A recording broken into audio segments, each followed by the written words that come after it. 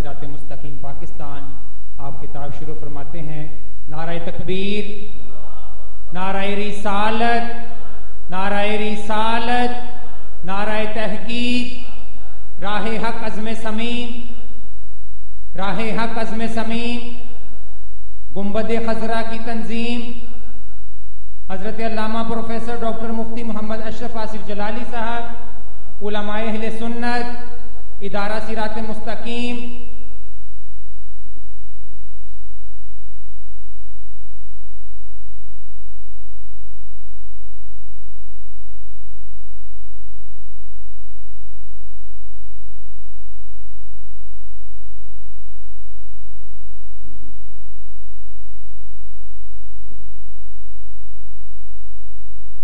بسم اللہ الرحمن الرحیم۔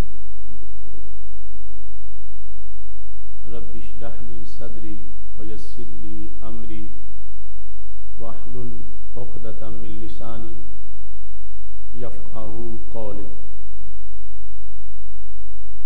الحمد للہ وحدہ والصلاة والسلام علی من لا نبی بعدہ وعلی آلہ واصحابہ الذین اوفوا عہدہ۔ اما بعد فاعوذ باللہ من الشیطان الرجیم۔ بسم اللہ الرحمن الرحیم۔ خلقہ فقدرہ ثم السبیل یسرہ ثم اماتہ فاقبرہ۔ صدق اللہ العظیم وصدق رسولہ النبی الکریم الامین۔ ان اللہ وملائکتہ یصلون علی النبی یا ایہا الذین آمنوا صلوا علیہ وسلموا تسلیما۔ الصلاۃ والسلام علیک یا سیدی یا رسول اللہ وعلی آلک واصحابک یا حبیب اللہ۔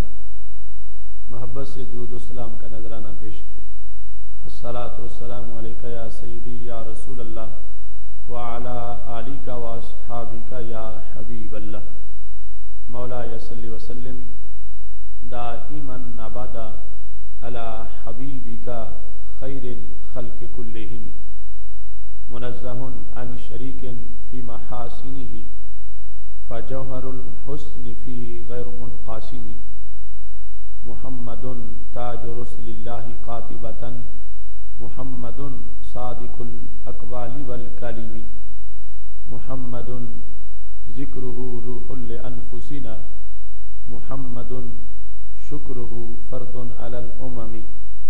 رب صلی وسلم دائما ابدا علی حبیبک خیر الخلق کلہم۔ اللہ تبارک و تعالی جل جلالہ وعم نوالہ واتم برہانہ وعظم شانہ وجل ذکرہ وعز اسمہ کی حمد و ثنا، اور حضور سرور کائنات، مفخر موجودات، زینت بزم کائنات،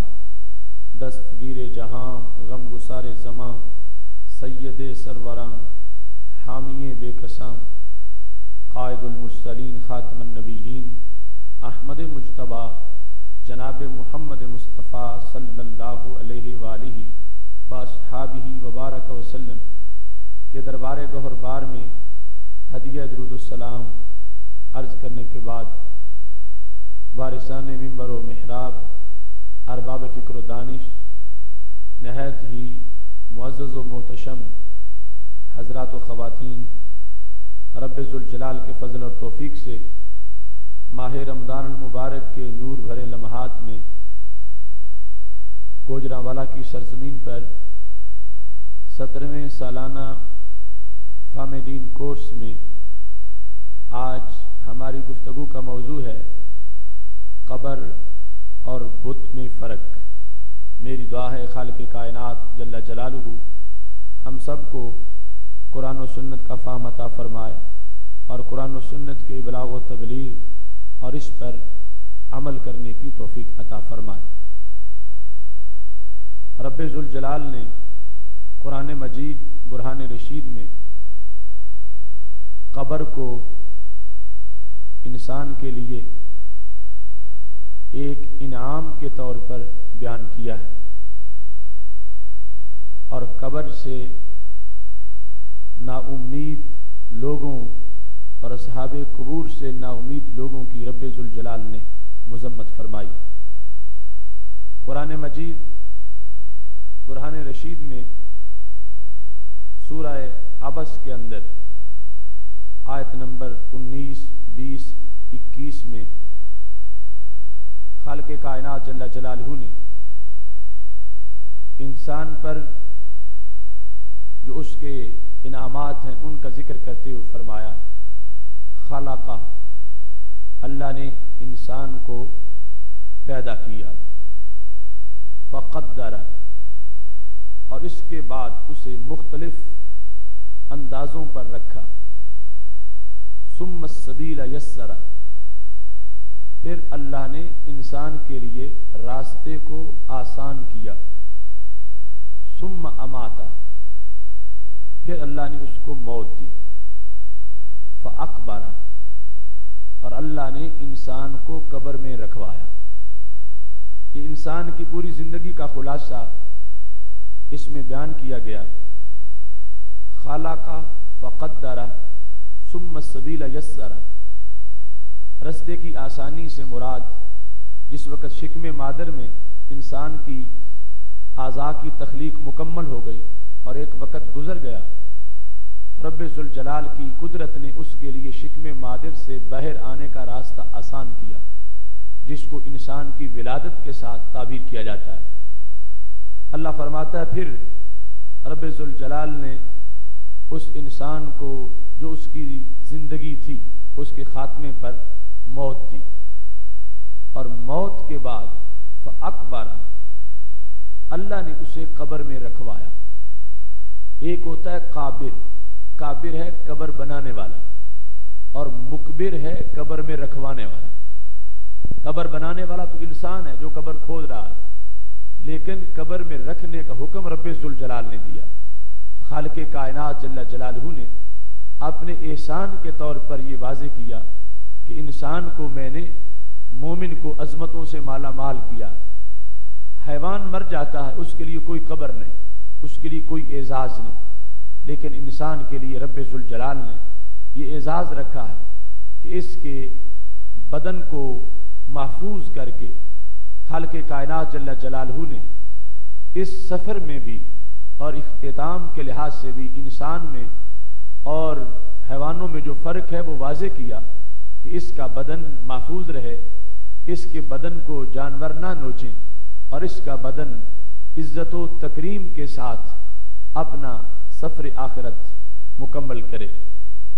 قرآن مجید برہان رشید میں سورہ ممتحنہ کے اندر رب ذوالجلال کا فرمان ہے،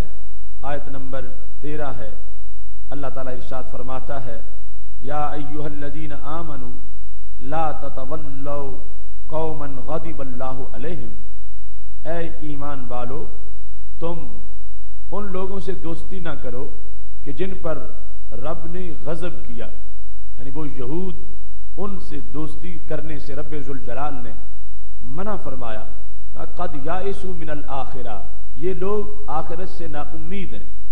ان سے دوستی نہ کرو، یہ آخرت سے نا امید ہیں۔ کیسے؟ کما یائس الکفار من اصحاب القبور، جس طرح کفار قبروں والوں سے نا امید ہو گئے ہیں، ایسے ہی یہ لوگ بھی آخرت سے نا امید ہو چکے ہیں۔ تو خالق کائنات جل جلالہ نے قبور سے نا امید لوگوں کی مذمت کی، اور رب ذوالجلال نے اپنے انعام کے طور پر انسان کے لیے قبر کا تذکرہ فرمایا۔ قبر اور انسان کا آپس میں بڑا گہرا تعلق ہوتا ہے، یہاں تک کہ سید عالم نور مجسم شفیع معظم صلی اللہ علیہ وسلم سے سیدنا ابو ہریرہ رضی اللہ تعالیٰ عنہ روایت کرتے ہیں کہ ہمارے محبوب علیہ الصلوۃ والسلام نے ارشاد فرمایا ہے، ما من مولود الا وقد ذر علیہ من تراب حفرتہ، کہ جب انسان کی تخلیق ہوتی ہے، دوسرے مقام پر تفصیل سے موجود ہے، انسان شکم مادر کے اندر جب پہلے پانی کی شکل میں ہے، پھر خون کی شکل میں ہے، پھر بوٹی کی شکل میں ہے، اس طرح 40 دن انسان پہ گزرتے ہیں۔ جب 40 میں مکمل ہو جاتے ہیں اور شکم مادر میں انسان کا جو بھی حیثیت ہے اس پر 120 دن گزر جاتے ہیں، اس وقت پھر رب ذوالجلال کو فرشتے کو بھیجتا ہے، فرشتہ جا کر اس میں روح پھونکتا ہے اور اس کی زندگی، اس کا رزق، یا وہ شقی ہے یا سعید ہے، اس طرح کے فیصلے اس کے بارے میں کر دیے جاتے ہیں۔ اس موقع پر سید عالم نور مجسم شفیع معظم صلی اللہ علیہ وسلم کے فرمان میں جو حدیث مصنف عبد الرزاق میں موجود ہے 6532 نمبر حدیث، اور حلیہ میں ابو نعیم نے جس کو 2000 بلکہ 28012 نمبر پہ ذکر کیا، اس حدیث کے اندر ہمارے نبی علیہ الصلوۃ والسلام فرماتے ہیں جو بھی بچہ دنیا میں آتا ہے، جب اس کی تخلیق ہونے لگتی ہے تو اس کا وہ مٹیریل جو آغاز میں جس پر تقریباً 120 دن گزر چکے ہیں، رب ذوالجلال اس کو اس کی قبر کی مٹی کے ساتھ گونتا، بعد از وصال جس جگہ اس نے فوت ہو کے دفن ہونا ہے وہ مٹی شکم مادر میں اس کے مٹیریل میں شامل کی جاتی ہے جس سے انسان کو تخلیق کیا جانا ہے۔ اس واسطے قبر کا اور انسان کا بڑا بنیادی تعلق ہے۔ قبر کی مٹی انسان کے خمیر میں داخل ہے۔ قبر کی مٹی جہاں کسی نے بعد از وصال دفن ہونا ہے، وہ مٹی انسان کی جو بنیادی مواد ہے بنیادی، اس کے اندر اس کو شامل کیا جاتا ہے۔ حضرت عبداللہ بن مسعود رضی اللہ تعالی عنہ ارشاد فرماتے ہیں یاخذ التراب الذی یدفن فی بقعتہ ویعجن به نطفته، کہ فرشتہ قبر والی جگہ سے مٹی اٹھاتا ہے اور شکم مادر میں نطفہ کے اندر اس مٹی کو گوندھ دیا جاتا ہے۔ اس طرح انسان کی قبر کا انسان سے بڑا ہی قریب کا تعلق ہے، اور اس کے تقدس کا آپ اندازہ اس بات سے لگا سکتے ہیں کہ انسان کا خمیر جس سے بنتا ہے اور انسان جس سے مارز وجود میں آتا ہے، وہ بنیادی اجزاء جو ہیں ان کے اندر رب ذوالجلال نے جہاں ایک حصہ انسان کے باپ کا، ایک حصہ انسان کی ماں کا رکھا ہے، وہاں ایک حصہ مٹی جو قبر کی ہے اس کا بھی رکھا۔ وہ مٹی اس خاص مادہ کے ساتھ اس کو گوندا جاتا ہے اور اس طرح پھر انسان کی تخلیق ہوتی ہے۔ تو قبر کے لحاظ سے احترام، عزت و توقیر یہ انسانی خمیر کی عزت و تکریم ہے، اور قبر کی بے حرمتی یہ انسان کے اصل کی بے حرمتی ہے۔ قبر کے ساتھ جو انسان کا تعلق ہے، سید عالم نور مجسم شفیع معظم صلی اللہ علیہ وسلم اسی بنیاد پر ارشاد فرماتے ہیں کہ جب بعد از وصال انسان قبر میں جاتا ہے تو قبر اس سے گفتگو کرتی ہے۔ اگر وہ برا انسان ہے تو قبر کہتی ہے کہ تو جب زمین پہ چلتا تھا مجھے اس وقت بھی تو پسند نہیں تھا۔ پتا چلا کہ مٹی وہ قبر کی پتہ نہیں کس جگہ پہ ہے اور انسان کہاں چل رہا ہے، لیکن اس مٹی کے ساتھ اس کا تعلق ہے، اور وہ مٹی اتنا ادراک رکھتی ہے کہ جو مجھ سے بننے والا انسان تھا اس کے کرتوت کیا ہے، وہ کیا کر رہا ہے۔ تو کہتی ہے مجھے تو اس وقت پسند نہیں تھا، اب تو فوت ہو کے میرے اندر آ گیا، اب میں تیرا دیکھ کیا حشر کرتی ہوں۔ اور دوسری طرف اگر انسان نیک ہے تو اس کی قبر کی مٹی بعد از تدفین اس سے خطاب کرتی ہے کہ تو جب دنیا میں چلتا پھرتا تھا اس وقت بھی مجھے بڑا پسند تھا، کہیں کسی شہر میں تو چل کے نماز جمعہ کے لیے جاتا تھا، تو مسجد کے لیے جاتا تھا نماز کے لیے، تو تبلیغ کے لیے دین پڑھانے کے لیے جاتا تھا، اس وقت بھی میں تجھ سے پیار کرتی تھی اور تو مجھ سے بڑا دور تھا، آج تو میرے قریب آ گیا ہے، اب تیرے لیے میں اللہ کی رحمتوں کے بڑے سامان کرتی ہوں۔ تو اس بنیاد پر قبر میں پورا ایک ریکارڈ موجود ہے قبر کی مٹی کا، جو اس سے بننے والی چیز کے ساتھ اس کا تعلق ہے۔ اس میں محبت بھی ہو سکتی ہے، قبر میں انسان سے نفرت بھی ہو سکتی ہے، اور اس محبت اور نفرت کا معیار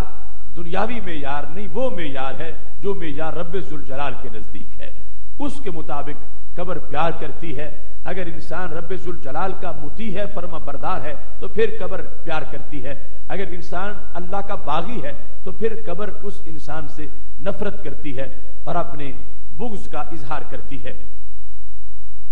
اسی بنیاد پر کہ انسان کی خمیر کے ساتھ قبر کی مٹی کا تعلق، کچھ مفسرین نے فلا اقسم بمواقع النجوم،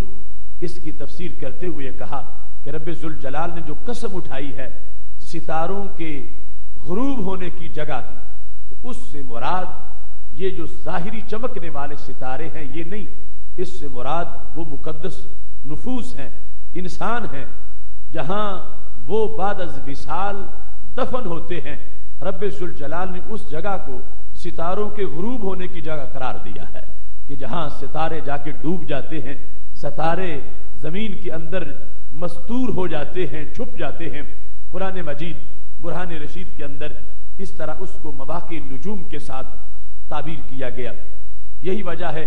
کہ اقبال جس وقت حضرت مجدد الفسانی کی دہلیز پہ سرہند شریف میں پہنچے تو کہنے لگے اس خاک کے ذروں سے ہیں شرمندہ ستارے،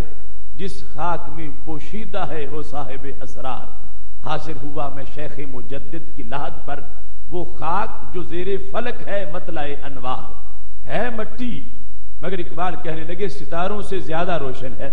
اس واسطے کہ اس میں اللہ کے عظیم ولی کو قرار ملا ہے، یہ ان کی آخری آرام گاہ ہے۔ اس واسطے اس مٹی میں اور عام مٹی میں فرق ہے، اس مٹی کے سامنے ستارے بھی شرمندہ ہیں کہ ان کی روشنی اس کے سامنے ماند پڑ گئی ہے، اور اس مٹی کی روشنی ان ستاروں سے زیادہ ہے۔ قرآن مجید برہان رشید کی توضیحات اور سید عالم نور مجسم شفیع معظم صلی اللہ علیہ وسلم کے فرمان مقدس کی تشریحات کی روشنی میں ہم نے یہ دیکھنا ہے کہ قبر میں اور بت میں فرق کیا ہے۔ قبر کی اس واسطے میں نے شروع سے جو حقیقت ہے اس کو بیان کرنا شروع کیا تاکہ آج ایک گمراہ طبقہ جو قبر کو بتوں کے مساوی قرار دے رہا ہے اور پھر قبروں کو انہوں نے باعث نفرت بنا دیا، وہ مقدس شخصیات کی قبریں حجاز مقدس میں انہوں نے ان کو نشان نفرت بنایا ہوا ہے۔ جوتے پہن کے اوپر چلتے ہیں، کوڑا کٹکر وہاں پہ ڈال دیتے ہیں اور اپنی زبانوں سے بھی ان کی توہین کرتے ہیں، جبکہ شریعت مطہرہ میں قبر انسانی تقدس کے انداز میں اتنا بڑا مقام رکھتی ہے کہ اس کی مٹی انسان کے خمیر میں شامل ہے، اور جس وقت انسان کی روح نکلتی ہے اور اس نے قبر کی طرف جانا ہوتا ہے، اس کی جو حیثیات ہیں وہ بھی سید عالم نور مجسم شفیع معظم صلی اللہ علیہ وسلم نے بیان کی ہیں۔ اس سلسلہ میں صحیح بخاری شریف میں یہ حدیث شریف موجود ہے، سید عالم نور مجسم شفیع معظم صلی اللہ علیہ وسلم ارشاد فرماتے ہیں، حدیث نمبر 1316 ہے، ہمارے آقا صلی اللہ علیہ وسلم کا یہ فرمان بھی غیب کی خبروں پر مشتمل ہے، اگر سرکار نہ بتاتے تو کبھی ہمیں پتہ نہ چلتا، اور کوئی ذرائع ہمارے پاس قیامت تک کی ٹیکنالوجی سے ایسے نہیں کہ جس سے ہم معلوم کر سکیں کہ جب روح نکل گئی اب ہمارے سامنے جو چارپائی پہ لیٹا ہوا ہے اس کی احوال کیا ہے۔ ہم سمجھتے ہیں معاملہ ختم ہو گیا، ہم سمجھتے ہیں اس نے جو بولنا تھا بول لیا، جو سننا تھا سن لیا، اب یہ خاموش ہو گیا ہے اور اس کے بعد سارا سلسلہ ختم ہو گیا ہے۔ لیکن ہمارے نبی علیہ السلام نے واضح کیا کہ وہ اگرچہ چارپائی پہ لیٹا ہوا تمہیں آنکھوں سے نظر آ رہا ہے، مگر برزخ کا پردہ پھر بھی تمہاری آنکھوں پہ پڑ چکا ہے، اس کے احوال تم محسوس نہیں کر رہے کہ وہ بولتا ہے اور کیا کہتا ہے، کیونکہ برزخ کا پردہ درمیان میں آ گیا، وہ قبر میں دفن ہونے سے شروع نہیں ہوگا، ابھی سے شروع ہو گیا ہے، اور جب قبر میں تدفین ہو جائے گی پھر مزید مٹی کا پردہ بھی آ جائے گا، مگر عالم برزخ کا پردہ ابھی سے شروع ہو چکا ہے۔ کس انداز میں سید عالم نور مجسم شفیع معظم صلی اللہ علیہ وسلم سے حضرت ابو سعید خدری رضی اللہ تعالیٰ عنہ روایت کرتے ہیں، اذا وضعت الجنازہ فاحتملها الرجال علی اعناقہم، جس وقت میت کو چارپائی پہ لٹا دیا جاتا ہے، یعنی اس کو غسل دیا، کفن پہنایا اور چارپائی پہ اس کو لٹا دیا اور لوگوں نے اس کی چارپائی کو اٹھا لیا، فَإِن كَانَتْ صَالِحَةً قَالَتْ قَدِّمُونِ، اگر وہ میت نیک ہے تو اس کی ایک گفتگو ہوتی ہے، اگر بری ہے تو پھر بھی ایک گفتگو ہوتی ہے۔ اگر وہ میت نیک ہو تو وہ لوگوں سے جو چارپائی اٹھانے والے اور ساتھ ہیں وہ میت ان سے گفتگو کرتے ہوئے، یہ صحیح بخاری شریف میں ہمارے نبی علیہ السلام کے الفاظ موجود ہیں، قالت قدمونی، وہ میت کہتی ہے مجھے جلدی لے چلو، مجھے آگے لے چلو، دیر نہ کرو، تاخیر نہ کرو، مجھے لے چلو، کیونکہ اسے آگے جنت کی نعمتوں تک پہنچنا ہے، اسے آگے مقدس نفوس کی زیارت تک جانا ہے، اس کو شوق ہے کہ مجھے دیر نہ کریں، مجھے جلدی دفن کر دیں، یہ اس کی گفتگو ہے۔ اور اگر وہ برا انسان ہے تو وہ قالت لأہلہا، وہ میت اٹھانے والوں کو کہتی ہے یا ویلہا این یذہبون بہا، کہاں وہ لے کے مجھے جا رہے ہیں، اسے نظر آتا ہے کہ میرے لیے آگے عذاب ہے، وحشت ہے۔ اب اس میت کی بھی گفتگو ہے۔ ہمارے آقا صلی اللہ علیہ وسلم نے اس اگلے جملے کے اندر ایک سوال کا جواب دے دیا۔ سوال ہو رہا تھا اگر وہ بولتی ہے تو اٹھانے والوں کو آواز کیوں نہیں آتی؟ آواز پھر آنی چاہیے، یعنی صحابہ کرام علیہم رضوان جو فوت شدگان ہیں ان کو لے کے چلتے ہیں، آواز نہیں آتی۔ تو آج یہ سمپل مضمون آتا تو شاید کوئی پوچھتا اور ہمارے پاس جواب نہ ہوتا۔ ہمارے نبی علیہ الصلوۃ والسلام نے اسی وقت اس کا جواب دے دیا، فرمایا یسمع صوتہا کل شیء الا الانسان، وہ آواز ہر چیز سنتی ہے، ہر چیز سنتی ہے، الا الانسان، انسان نہیں سنتا۔ تو پتہ چلا انسان کے لحاظ سے برزخ بن گئی۔ برزخ کا معنی ہوتا ہے پردہ۔ اب بھائی کا بھائی بول رہا ہے، اس بھائی کو جو چارپائی اٹھائے ہوئے سنائی نہیں دے رہا۔ باپ کا بیٹا بول رہا ہے لیکن باپ کو وہ سنائی نہیں دے رہا، اور یہ غیب ہے، اور اس کو جاننا ہی تو علم غیب ہوتا ہے۔ میرے محبوب علیہ الصلوۃ والسلام نے وہ جانا جو ہم نہیں جانتے، وہ سنا جو ہم نہیں سنتے، وہ دیکھا جو ہم نہیں دیکھ سکتے، وہ بھی آپ کے ادراک میں موجود ہے۔ فرمایا ہر چیز اس میت کی آواز کو سنتی ہے لیکن انسان نہیں سنتا۔ اس میں بھی حکمت ہے۔ کیا حکمت ہے؟ فرمایا لو سامع الانسان لصائقا، اگر انسان سن لے تو اس کے ہوش برقرار نہ رہ سکے، یہ بے ہوش ہو جائے،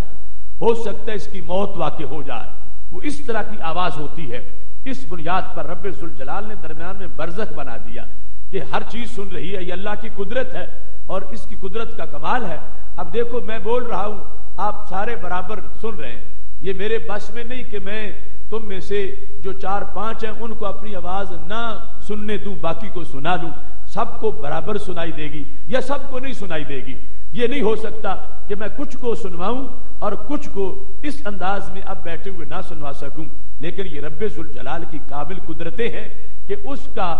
قدرت کا کرشمہ ہے کہ آواز ہر چیز سن رہی ہے، جانور بھی سن رہے ہیں، مگر اس نے وہ آواز انسان کو نہیں سننے دی، انسان سے اس آواز کو جدا کر کے رکھا۔ اور اس میں بھی حکمت تھی کہ اس آواز کو برداشت کرنے کے لیے حیوان تو برداشت کر سکے گا، چونکہ اس کی ایسی حواس نہیں جیسے انسان کے ہیں۔ گدھا سن کے برداشت کر جائے گا مگر انسان سن کے برداشت نہیں کر سکے گا۔ اس کی انسانی حیثیت اور زیادہ حساس ہونے کی بنیاد پر اور نرم و نازک ہونے کی بنیاد پر یہ پھر نہیں سن کے برقرار نہیں رہ سکے گی زندگی، اس کی بھی موت واقع ہو جائے گی۔ تو اس بنیاد پر اس سے اس آواز کو روکا گیا۔ لیکن یہاں سے پتہ چلا کہ انسان کی بدن سے روح نکل گئی، ابھی دفن بھی نہیں ہوا، چارپائی پہ لیٹا ہوا ہے، اس وقت بھی اس کی ایک آواز موجود ہے اور وہ آواز سننے والے سنتے ہیں، اور رب ذوالجلال نے انسان کے لحاظ اس آواز پر پردہ ڈال دیا ہے اور اس کو اس کی برزخی حیثیت سے متعلق کر دیا۔ اب اس وقت ایک انسان اس کی نماز جنازہ ہو جاتی ہے اور پھر وہ جگہ آ رہی ہے کہ جس کو قبر سے تعبیر کیا جائے گا۔ انسان کے لیے یہ سارے کا سارا جو سفر ہے اس میں عزتیں ہیں۔ اگر اس کا پیکر روح کے نکل جانے کے بعد بت کی حیثیت کا ہوتا، اس کے اٹھانے میں کوئی ثواب نہ ہوتا، اسے غسل دینے میں کوئی اجر نہ ہوتا، اسے کفن پہنانے میں کوئی شان نہ ملتی۔ اس واسطے کہ جو بتوں کی عزت کرے وہ تو ایمان کھو بیٹھتا ہے، لیکن جو مومن کے بدن کی عزت کر رہا ہے اس کو غسل دیا ہے، کفن پہنایا ہے، اس کو چارپائی پہ اٹھایا ہے۔ ہمارے آقا صلی اللہ علیہ وسلم نے ہر موقع پر اس کا اجر بیان کیا ہے، یہاں تک کہ فرمایا من غسل میتا فکتم علیہ غفر لہ 40 مرتن، کہ جس نے کسی مومن کو غسل دیا اور پھر اس کی خفیہ باتیں چھپائیں. یعنی غسل دے رہا تھا، ہو سکتا ہے جسم پر کوئی علامت ہو، کوئی نشان ہو جس وجہ سے اس بندے کے لیے لوگوں میں بات پھیلائی جائے تو اس کی توہین ہو سکتی ہے، کوئی ایسی طبی وجہ ہے، کوئی صورتحال ہے. اس نے غسل دیا ہے مگر اس کا راز فاش نہیں کیا. جیسا بدن تھا اس نے اپنے تک بات رکھی ہے. میرے نبی علیہ السلام فرماتے ہیں رب ذوالجلال اس انسان کو 40 مرتبہ بخشش عطا فرمائے گا. یعنی جس نے ایک پیکرے خاکی کو جس سے روح نکل گئی ہے اس کو غسل دیا ہے، اس غسل دینے والے کو 40 مرتبہ رب ذوالجلال بخشے گا. اب دیکھو اللہ کی ایک بخشش بڑی ہے لیکن 40 مرتبہ بخشش. اس سے پتہ چلتا ہے کہ پیکرے خاکی مومن کا اس کی عزت کتنی ہے، اس کا ادب کتنا ہے. اللہ نے اس واسطے یہ رکھا ہے کہ میرے محبوب دنیا کو بتائیں اور لوگوں کو پتا چلے کہ جو فوت ہو جائے اس سے نفرت نہیں کرنی، اس سے بھاگ نہیں جانا، بلکہ اس کو غسل دیں گے تو گناہ غسل دینے والے کے جھڑ جائیں گے. اور اس میں یہ بھی بات بھی آ گئی کہ کچھ لوگ غسل کے معاملے میں چند خاص لوگ جو یہ کام کرتے ہیں ان کا انتظار کرتے ہیں. بیٹا باپ کو غسل نہیں دیتا، بھائی بھائی کو غسل نہیں دیتا اور سمجھتے ہیں کہ شاید کوئی یہ معیوب معاملہ ہے. تو شریعت مطہرہ میں بتایا گیا یہ معیوب معاملہ نہیں، یہ تو عظمت کا معاملہ ہے. غسل دینے والے کو کتنی عظمت ملے گی کہ رب ذوالجلال اس کو 40 مرتبہ بخشش عطا فرما دے گا. پھر جو اس کو کفن پہناتا ہے، ومن کفن میتا کساہ اللہ من سندس و استبرق، کہ جو میت کو غسل دینے کے بعد پھر کفن پہناتا ہے رب ذوالجلال قیامت کے دن اس کو جنتی سندس کا لباس عطا فرمائے گا. اس نے کفن دیا ایک انسان کو جو کہ فوت ہو چکا ہے، اور جب چارپائی پہ اس کو لٹایا گیا پھر اٹھایا گیا، ہمارے نبی علیہ الصلوۃ والسلام نے فرمایا جس نے چاروں پائے جو تھے چارپائی کے اس کے نیچے کندھا دیا اس نے میت کے سارے حق اتار دیے ہیں جو ظاہری حیات اس پر موجود تھے. اب اس کے بعد جس وقت اس کو ومن حفر لمیت قبرا، جس نے میت کے لیے قبر کھودی. اب یہ جس کا ہم نے فرق بیان کرنا ہے بت اور قبر کے لحاظ. میرے محبوب علیہ الصلوۃ والسلام فرماتے ہیں قبر کھودنا کسی کے لیے اور قبر میں اس کو دفن کرنا، اس سے قبر کھودنے والا جو ہے اس کو کیا اجر ملے گا. فرمایا من حفر لمیت قبرا فاجنہ فیہ اجر اللہ لہ من الاجر کاجر مسکن اسکنہ الی یوم القیامہ. اس کو اتنا اجر ملے گا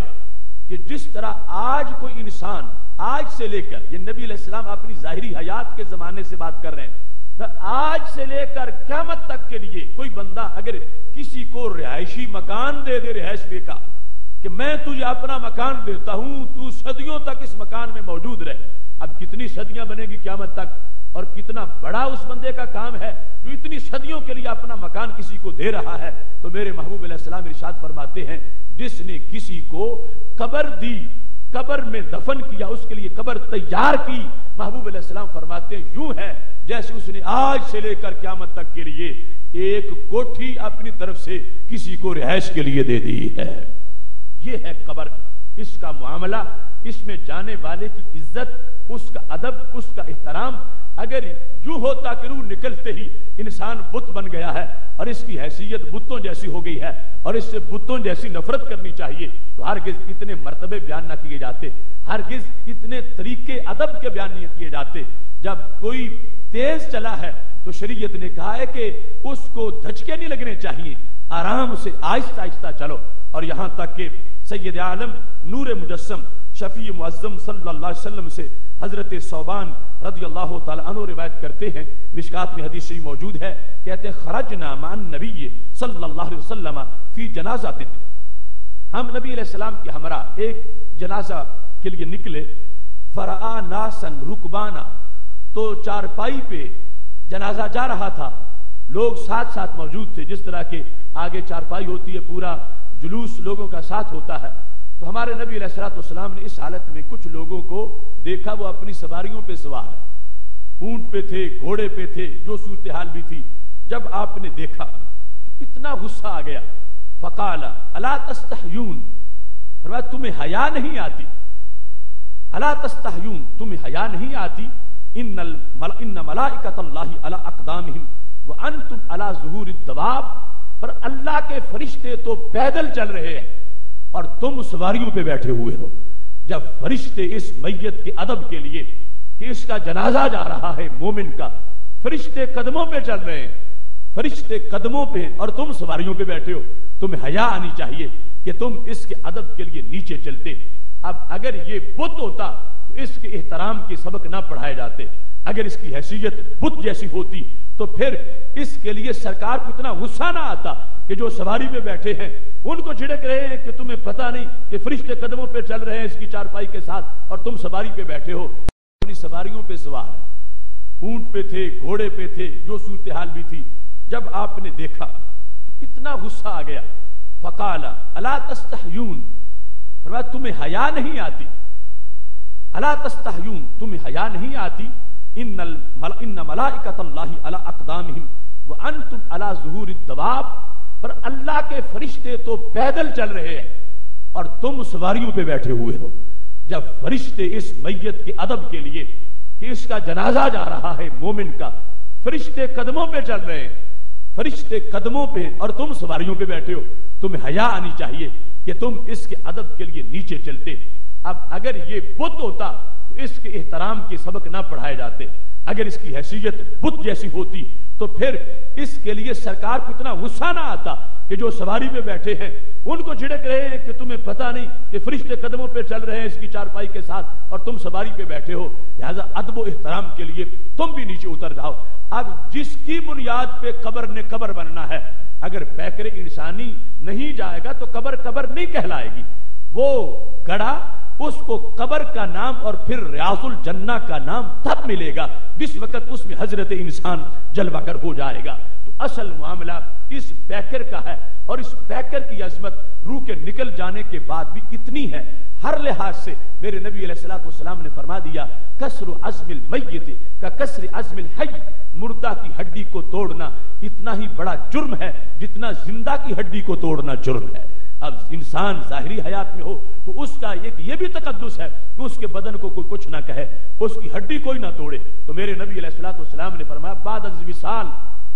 چونکہ میت کو تکلیف ہوتی ہے اگر اس کی بھی حرمتی کی جائے تو اس کی ہڈی کو توڑنا شریعت مطہرہ میں اتنا بڑا جرم ہے جتنا کہ زندہ انسان کی ہڈی کو توڑنا جرم ہے۔ اس بنیاد پر یہ ہے وہ حقوق جو امریکہ، اسرائیل اور برطانیہ نے جن کی خوشبو بھی نہیں سونگی، اور آج سے صدیوں پہلے ہمارے نبی علیہ الصلوۃ والسلام نے ایک فوت شدہ انسان کے بھی مکمل حقوق کا بیان فرمایا ہے، اور عظمت انسان واضح کی ہے کہ اگر انسان کو عظمت مل سکتی ہے تو اس کو کلیسا کی فضا یا واشنگٹن کے ماحول سے نہیں مل سکتی، اگر ملتی ہے تو گنبد خضرا کی ہریالی سے ملتی ہے۔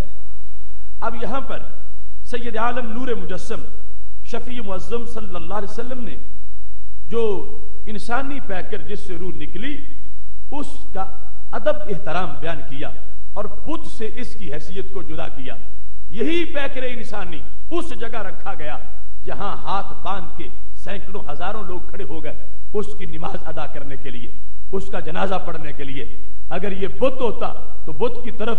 نماز کی نیت کے علاوہ بھی ہاتھ باندھ کے کھڑا ہونا حرام ناجائز ہے، لیکن اس کے لیے سب نے ہاتھ باندھے، با جماعت اس کے سامنے سارے کھڑے ہو گئے۔ یہ اس کا ادب اور احترام تھا، اور اس کے لیے رب سے دعاؤں کے لیے انتظام تھا کہ سب نے با جماعت اس کو سامنے رکھ کے، حالانکہ رب ذوالجلال نے کتنے سخت احکام دیے ہیں، شرک کا جہاں شائبہ ہو ان باتوں کو بھی مٹایا ہے، لیکن اللہ تعالیٰ نے حکم دیا ہے کہ سامنے رکھ کے جنازہ پڑھنا۔ یہ نہ ہو کہ چارپائی سائیڈ پہ ہو اور تم کہو چونکہ شرک ہو جائے گا لہذا ہم نماز علیحدہ پڑھ لیتے ہیں، چارپائی سائیڈ پہ رکھ لیتے ہیں یا چارپائی پچھلی طرف رکھ لیتے ہیں تاکہ کہیں شرک نہ بن جائے۔ تو خالق کائنات جل جلالہ نے جو عظمت انسان اور بت اور مومن جو فوت ہو چکا ہے اس میں بھی جو فرق ہے اس کو واضح کرتے ہوئے فرمایا یہاں کسی طرح کا کوئی وام نہیں پڑے گا، میری ذات جو ہے اس کی توحید برقرار رہے گی۔ یہ اس کا ادب احترام ہے، حالت ایمان میں دنیا سے جا رہا ہے، لہذا تم اس کو سامنے رکھ کے دعائیں مانگو۔ یہ ادب ہوگا، احترام ہوگا، اس واسطے کہ بتوں کا معاملہ اور ہے اور بندوں کا معاملہ اور ہے۔ اب جس وقت تدفین ہو گئی اور قبر کو قبر کہا گیا تو سید عالم نور مجسم شفیع معظم صلی اللہ علیہ وسلم نے اب اس مکان کی مزید عظمتیں واضح فرما دی. جس طرح کہ آپ نے کل کے پروگرام میں سنا کہ سید عالم نور مجسم شفیع معظم صلی اللہ علیہ وسلم نے مومن کی قبر کے لیے روضہ من ریاض الجنہ کا لفظ بولا، جنت کے باغوں میں سے باغ. اب یہ جگہ جو پہلے عام تھی پھر باغ کیسے بنی؟ جب کوئی باغ والا یہاں پہ پہنچ گیا ہے. کتنا ہی وہ ہریالی والا علاقہ کیوں نہ ہو، کتنا ہی سرسبز و شاداب علاقہ کیوں نہ ہو، اس کو ریاض الجنہ نہیں کہا جائے گا. کب کہا جائے گا؟ جب اس میں کسی نیک کی قبر بن جائے گی. تو اب وہ ریاض الجنہ بن گیا. جہاں بت ہوتے ہیں وہاں نحوستیں ہوتی ہیں. بتوں کی جگہ گندگی کا مرکز ہے. فاجتنبوا الرجس من الاوثان، اللہ نے کہا بچو گندگی سے، یعنی بتوں سے. ان کو غلاظت کہا، ان کو نجاست کہا، ان کو گندگی کہا. لیکن بندہ مومن بعد از وصال بھی جہاں لیٹا ہے اللہ نے اس کو جنت کی کیاری کہہ دیا. یعنی سید عالم نور مجسم شفیع معظم صلی اللہ علیہ وسلم نے اس کی یہ حیثیت بیان کر دی. اب آپ ان نصوص قطعیہ سے یہ اندازہ لگائیں کہ کیسی سوچ ہے اس طبقے کی کہ جنہوں نے قبر پر ایسے الفاظ بولنے شروع کر دیے اور نفرتوں اور ہر قسم کی ایسی صداؤں کو قبروں کی طرف منسوب کرنا شروع کر دیا اور قبروں سے دور رکھنے کے لیے فتوے جڑے گئے اور گھڑے گئے. دیکھیں جس کو جنت کی کیاری کہا گیا ہے اور جس مقام کو جنت کے باغوں میں سے باغ کہا گیا ہے وہاں تو پھر جنتی جا کے بیٹھ سکتا ہے، وہاں جنتی کو ہی خوشبو آ سکتی ہے، وہاں جنتی آسائش محسوس کر سکتا ہے. اور جس کو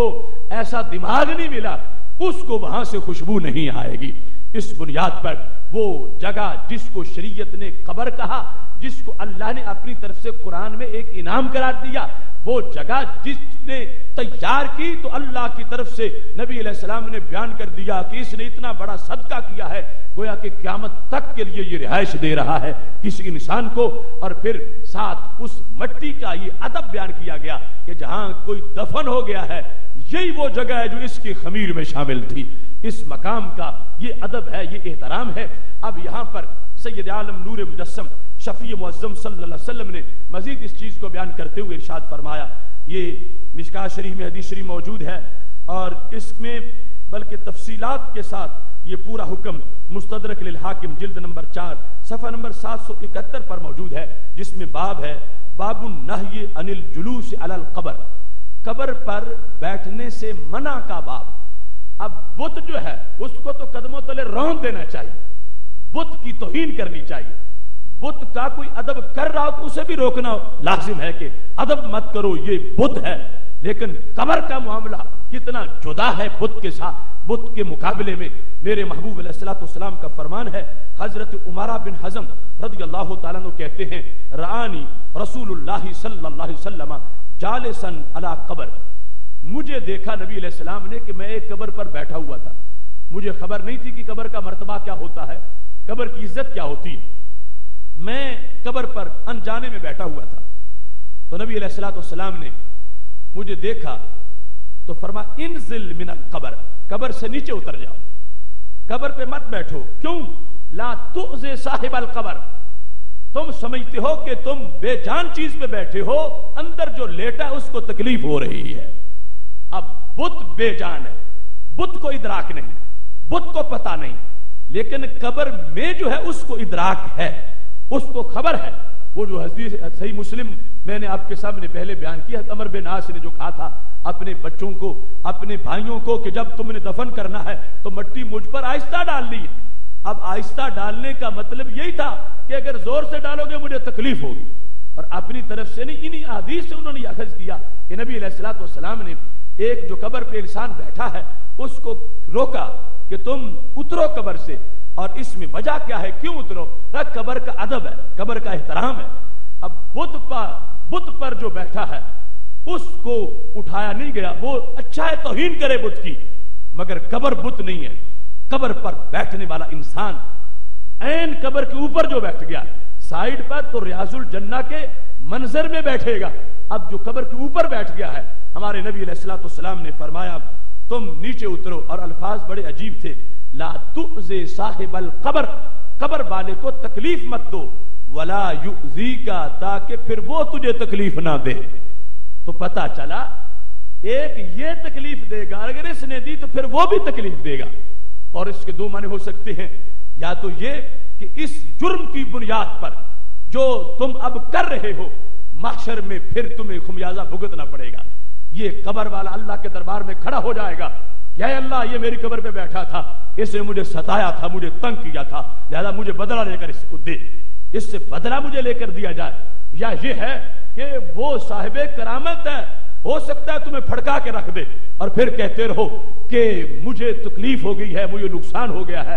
تم اسے تکلیف نہ دو تاکہ پھر وہ تجھے تکلیف نہ دے۔ تو یہاں پر سید عالم نور مجسم شفیع معظم صلی اللہ علیہ وسلم نے قبر کا جو معاملہ ہے اس کو بتوں سے جدا کر کے،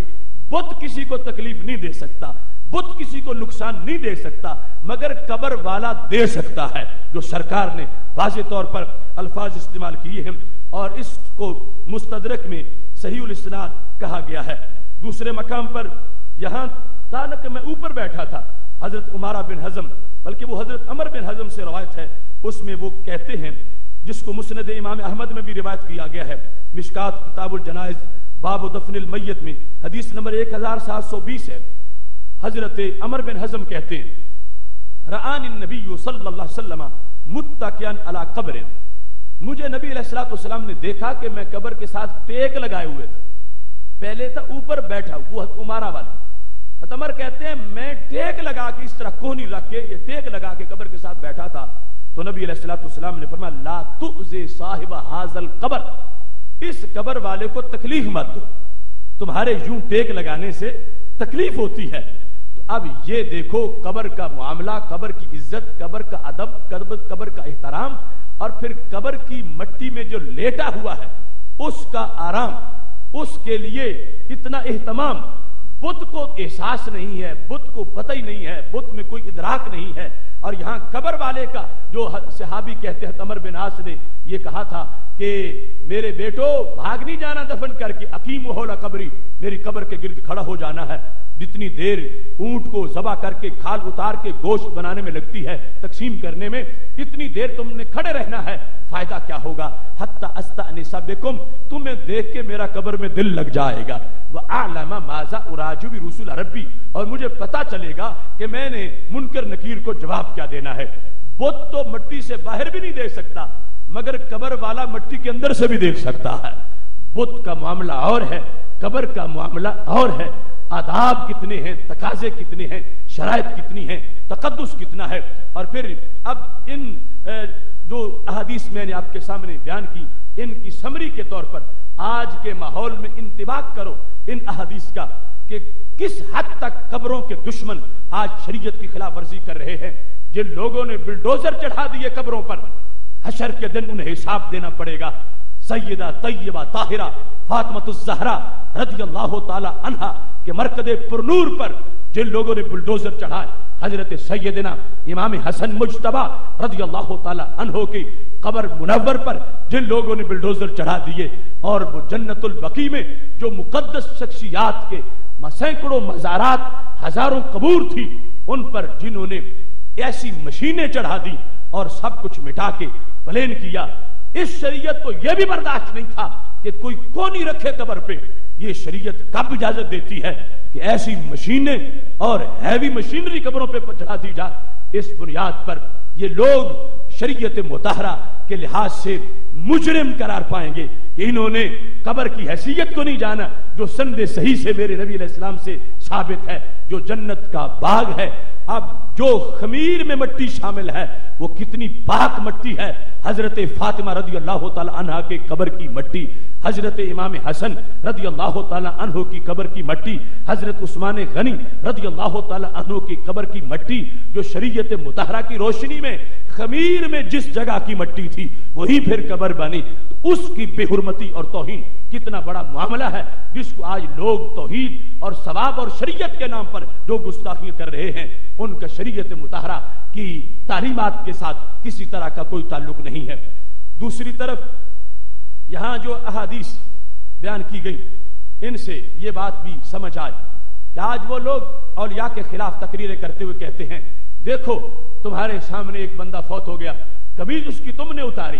غسل اس کو تم نے دیا، کفن تم نے پہنایا، اٹھا کے تم لے گئے، قبر میں وہ خود نہیں جا سکا، تو قبر میں جب پہنچ گیا تم اس سے مدد مانگنا شروع ہو گئے۔ یہ کیسے ہو سکتا ہے؟ جو قبر میں خود اتر نہیں سکا، جو اپنی قمیص اتار نہیں سکا، وہ تمہاری مدد کیسے کر سکے گا؟ اور اس کے اندر کوئی ایسی حیثیت آ کیسے سکتی ہے؟ یہ ان کی آخری چھلانگ ہے، ان کی دلیل کی آخری حد ہے، جہاں سے وہ سمجھتے ہیں کہ آگے کوئی حد نہیں ہے۔ لیکن ان احمقوں کو یہ پتہ نہیں ہے کہ وہ برزخ کو دنیا پر قیاس کر رہے ہیں، اور برزخ کے معاملات کو دنیا پر قیاس کرنے والا سوائے احمقوں کے کوئی نہیں ہو سکتا۔ برزخ کا معاملہ اور ہے، دنیا کا معاملہ اور ہے، برزخ کو دنیا پر قیاس نہیں کیا جا سکتا۔ اگر ان کی بات مان لی جائے تو پھر تو یہ جو حدیث میں نے ابھی بخاری شریف سے پیش کی کہ قبر وہ بولتا ہے چارپائی پہ، بولتا ہے مجھے جلدی لے چکو، نیک انسان بولتا ہے۔ تو اب ان کے بقول تو جب روح نکل گئی، پھر جس وقت آنکھ کھول نہیں سکتا اور زبان ہلا نہیں سکتا تو بول کیسے سکتا؟ ان کی شریعت کہہ رہی تھی کہ اب بولنے کا سلسلہ ختم ہو گیا، لیکن میرے محبوب حضرت محمد مصطفیٰ صلی اللہ علیہ وسلم کی شریعت کہہ رہی ہے کہ وہ بول رہا ہے، آواز نکلتی ہے، آواز سنائی دیتی ہے۔ اور پھر یہاں تک سید عالم نور مجسم شفیع معظم صلی اللہ علیہ وسلم نے جو حدیث تلقین میں فرمایا ہے کہ تم کہو جو کتاب الروح میں دیگر کتابوں میں موجود ہے، یا فلان ابن فلانہ تا، میت کو آواز دو، اس کی امی کا نام لے کر اسے بلاؤ، وہ سنے گا، وہ جواب دے گا۔ تم جو کہو گے اس کو میت کو قبر میں منکر نکیر کا جواب دینے میں آسانی پیدا ہو جائے گی۔ اب اگر ان لوگوں کی بات مان لی جائے جو ان لوگوں نے اولیاء کے بغض میں تقریریں کی ہیں، ان کے مطابق تو اب نہ کوئی سن سکتا ہے، نہ بول سکتا ہے، نہ فرشتے پوچھ سکتے ہیں، نہ پھر وہ جواب دے سکتا ہے۔ اگر اس کے اندر برزخ میں جا کر یہ حیثیت ماننی ہے اور ماننا حدیث سے لازم ہے، قرآن و سنت سے لازم ہے، تو پھر جو بول سکتا ہے وہ بول کے مدد بھی کر سکتا ہے۔